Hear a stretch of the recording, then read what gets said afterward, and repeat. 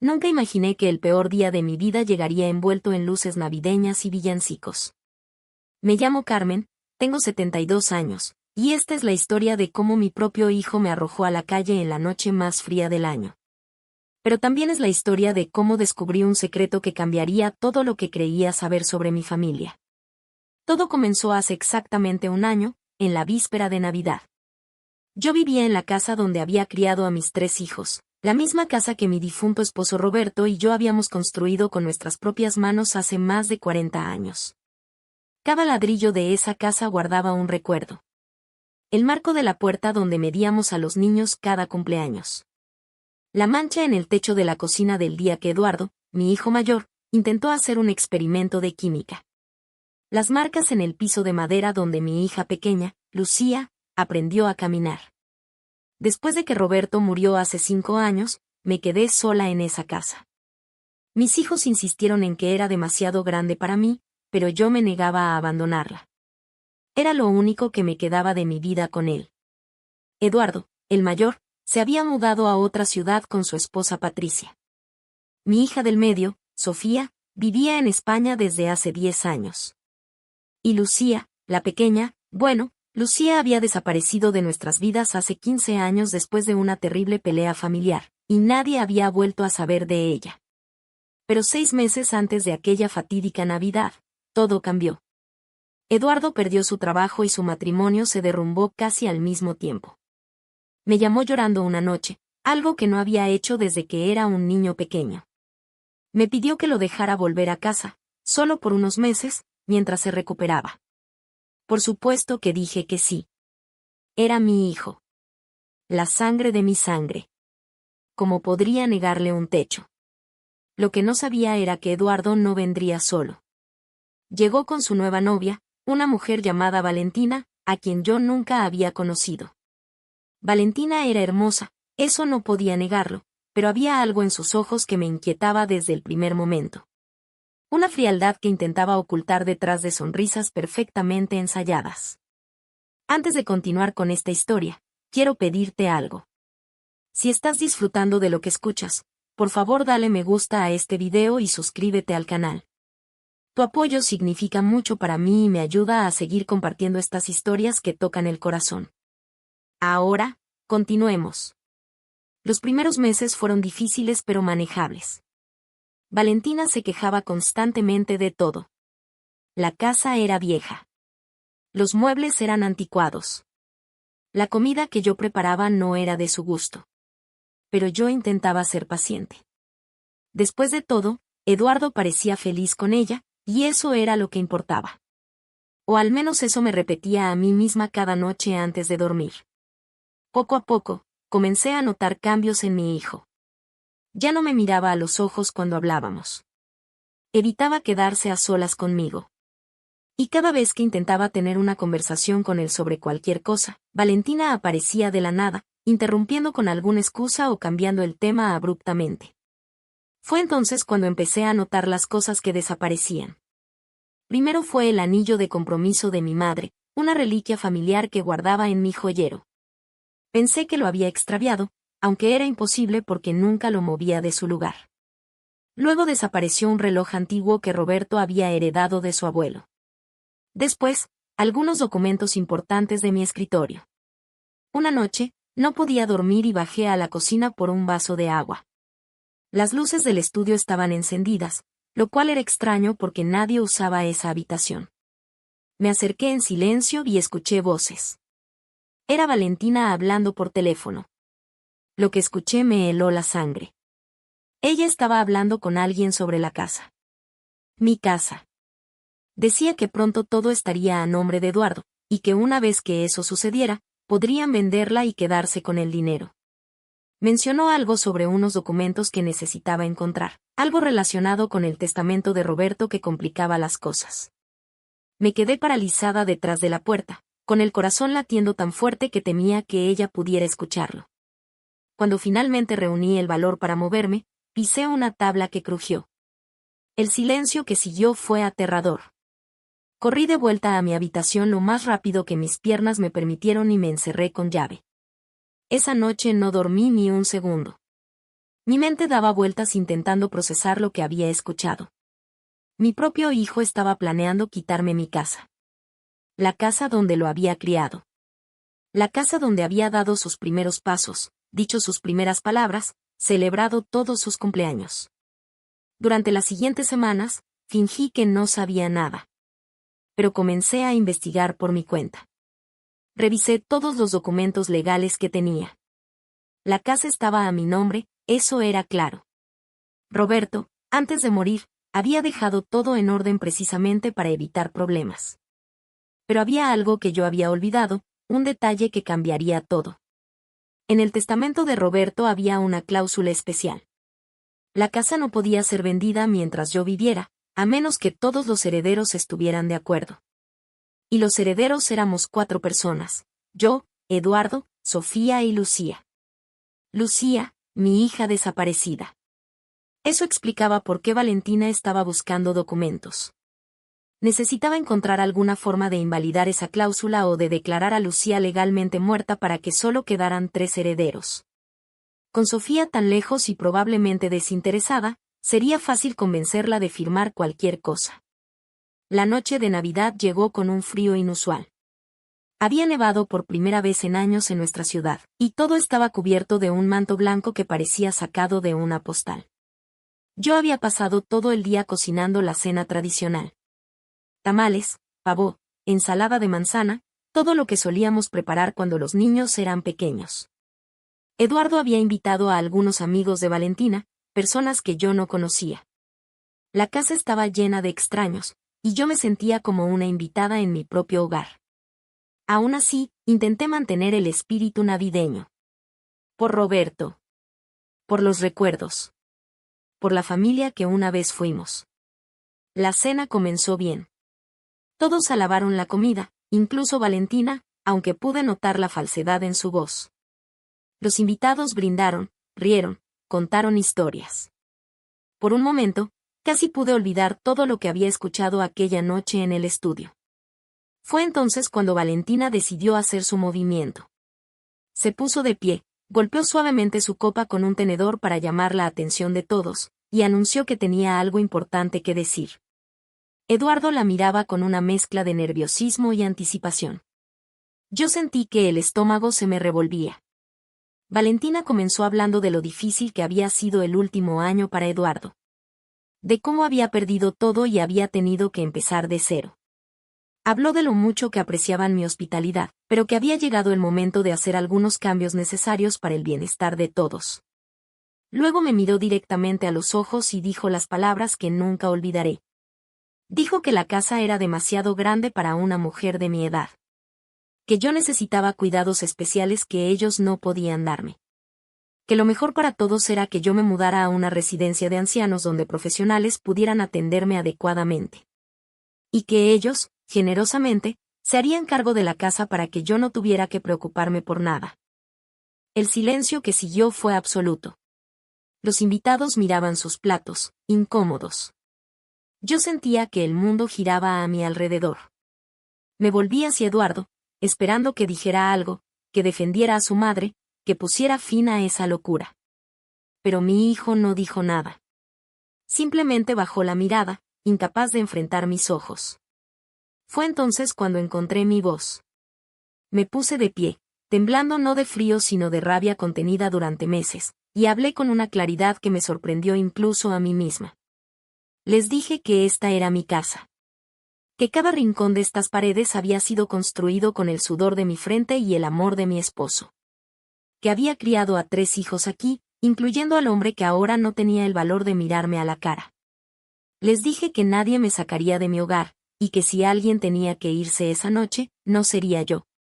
Valentina se rió. Una risa fría, despectiva, que me hizo entender que todo había sido planeado desde el principio. Me dijo que yo ya no estaba en condiciones de tomar decisiones. Que había hablado con un abogado. Que tenía documentos que demostraban que yo sufría de demencia senil y que era incapaz de cuidar de mí misma. Mentiras.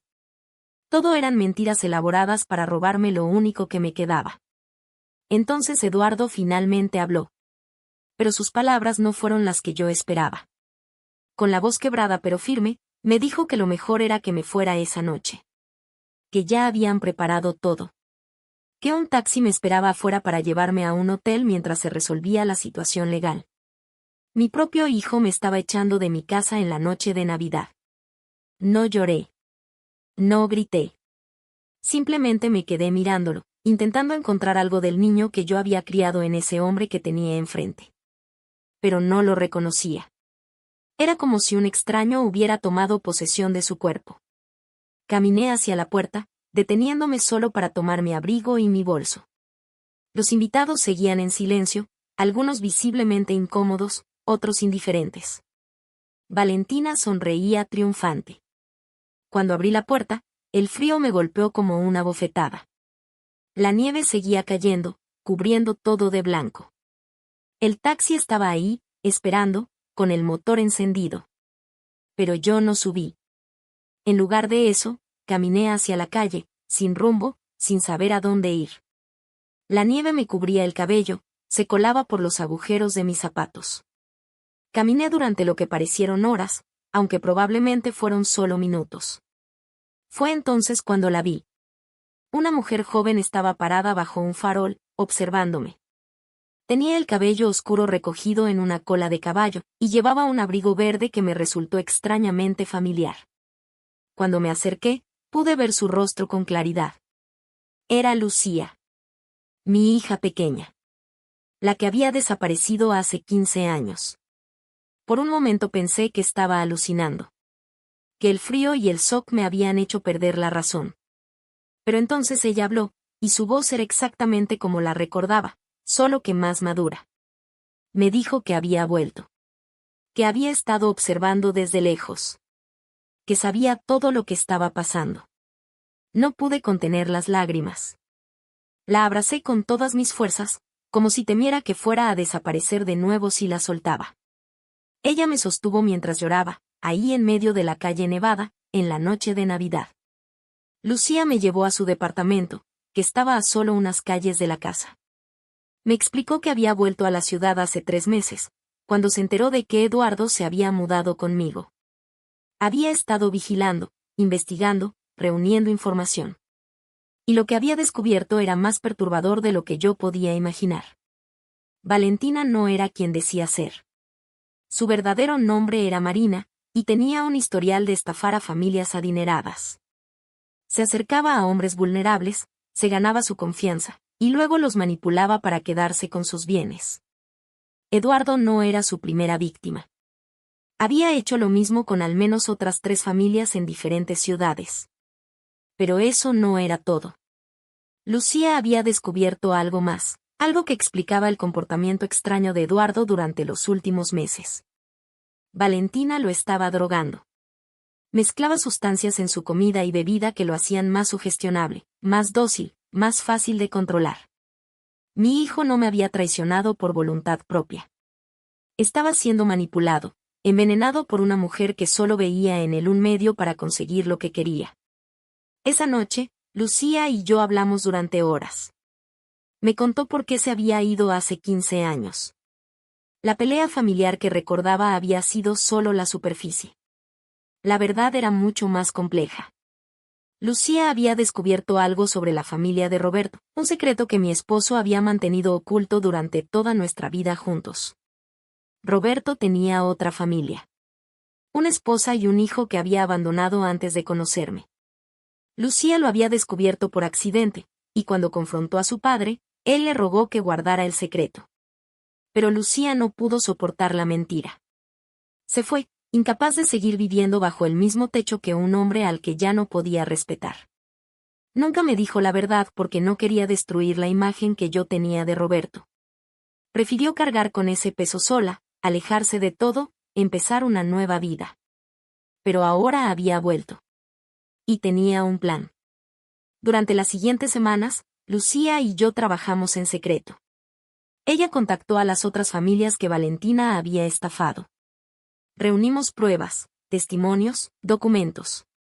También encontramos a un médico que aceptó examinar a Eduardo discretamente para detectar las sustancias en su sistema. Mientras tanto, yo fingía haberme resignado a mi destino. Acepté quedarme en el hotel que Valentina había elegido. Les hice creer que había aceptado la derrota. Valentina estaba tan segura de su victoria que bajó la guardia. Fue entonces cuando descubrimos el secreto más grande de todos. El hijo que Roberto había abandonado, el medio hermano de mis hijos que ninguno de nosotros conocía, había muerto hace 2 años. Pero antes de morir, había dejado un testamento. Y en ese testamento, dejaba toda su considerable fortuna a los herederos legales de Roberto. Nosotros. Mi familia. Era una fortuna que multiplicaba por 10 el valor de la casa. Valentina no sabía nada de esto. Estaba tan enfocada en quedarse con la casa que no había investigado lo suficiente. Pero Lucía sí lo había descubierto. Y también había descubierto que para reclamar esa herencia, necesitábamos que todos los herederos estuvieran presentes y de acuerdo. El día de Año Nuevo, exactamente una semana después de que me echaran de mi casa, pusimos nuestro plan en acción. Lucía se presentó en la casa sin avisar. Valentina casi se desmaya cuando la vio. La hija perdida, la pieza que faltaba para sus planes, estaba de pie frente a ella. Lo que siguió fue una escena que parecía sacada de una película. Lucía le mostró a Eduardo todas las pruebas que habíamos reunido. Las estafas previas de Valentina, los análisis médicos que mostraban las sustancias en su sistema, los testimonios de las otras familias. Eduardo escuchó todo en silencio. Pude ver cómo su rostro pasaba de la confusión a la incredulidad, de la incredulidad a la rabia. Cuando Lucía terminó de hablar, mi hijo se levantó, caminó hacia Valentina, y la miró con unos ojos que yo no había visto en él desde que era un adolescente rebelde. Le dijo que se fuera. Que nunca quería volver a verla. Que si no se iba en los próximos 10 minutos, llamaría a la policía. Valentina intentó manipularlo una última vez, pero ya no funcionaba. Las sustancias habían dejado su sistema, y Eduardo finalmente podía pensar con claridad. Ella gritó, lloró, amenazó, pero nada sirvió. Finalmente tomó sus cosas y se fue, maldiciendo mientras cerraba la puerta detrás de ella. La policía la arrestó 2 días después, gracias a las denuncias de las otras familias. Está esperando juicio por múltiples cargos de fraude, administración de sustancias sin consentimiento, y manipulación financiera. Eduardo vino a verme al hotel esa misma noche. Se arrodilló frente a mí y lloró como no había llorado desde que era un niño. Me pidió perdón una y otra vez, incapaz de creer lo que había hecho bajo la influencia de esa mujer. Yo lo perdoné. Por supuesto que lo perdoné. Era mi hijo.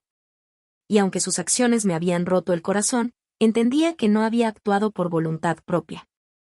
Había sido víctima tanto como yo. Esa noche volví a mi casa. Crucé la puerta con la misma sensación que había tenido la primera vez que Roberto me trajo aquí, hace más de 40 años. La sensación de estar en casa. De pertenecer. Pero la historia no termina ahí. La herencia del medio hermano desconocido resultó ser real. Era suficiente para que ninguno de nosotros tuviera que preocuparse por dinero nunca más. Pero más importante que el dinero fue lo que esa revelación trajo consigo. Lucía volvió a ser parte de nuestra familia. Se mudó a la ciudad y la veo casi todos los días. Sofía viajó desde España cuando se enteró de todo, y ahora estamos más unidas que nunca. Eduardo está en terapia, trabajando para superar el trauma de lo que vivió. Y yo, bueno, yo sigo aquí. En mi casa. Rodeada de los recuerdos de toda una vida, pero también haciendo nuevos recuerdos cada día. La Navidad siguiente fue completamente diferente. La casa estaba llena de risas, de amor, de familia. Mis 3 hijos estaban ahí, junto con sus parejas y, por primera vez, mis 2 nietos que Lucía había mantenido en secreto durante todos estos años. Cuando nos sentamos a cenar, miré alrededor de la mesa y sentí que mi corazón iba a explotar de felicidad. Roberto hubiera estado orgulloso. A pesar de sus secretos, a pesar de sus errores, había construido una familia que había sobrevivido a todo. A veces pienso en aquella noche de Navidad, cuando caminé sola bajo la nieve, creyendo que lo había perdido todo. No sabía entonces que ese era el momento más oscuro antes del amanecer.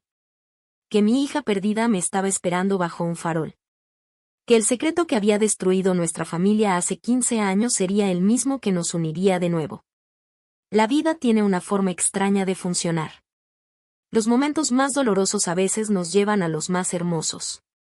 Las pérdidas nos enseñan a valorar lo que tenemos. Y las personas que creemos perdidas para siempre pueden volver cuando menos lo esperamos. Si estás pasando por un momento difícil, si sientes que todo está perdido, quiero que recuerdes mi historia.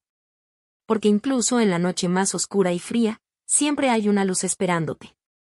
A veces esa luz es una persona. A veces es una revelación. Y a veces es simplemente la fuerza que no sabías que tenías dentro de ti. Esta es mi casa. Siempre lo fue y siempre lo será. Y nadie, absolutamente nadie, podrá quitarme eso. Hoy, un año después de aquella terrible noche, escribo estas palabras sentada en el mismo comedor donde casi perdí todo. Mis nietos juegan en el jardín, sus risas entrando por la ventana abierta.